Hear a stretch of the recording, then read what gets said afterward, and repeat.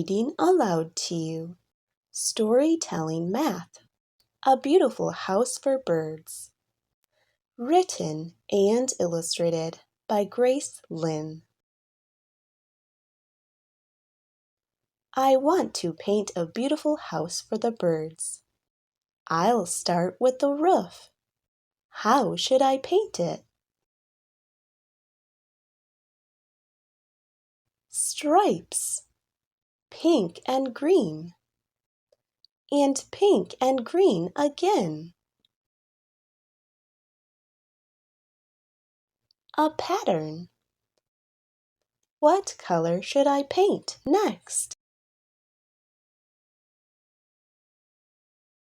Pink.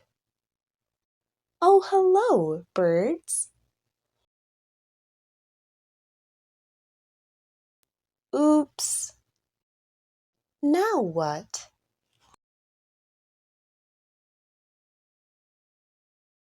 I know. I can make a new pattern. Welcome home, birds. The end. I hope you enjoyed this short story. For more stories, please don't forget to subscribe.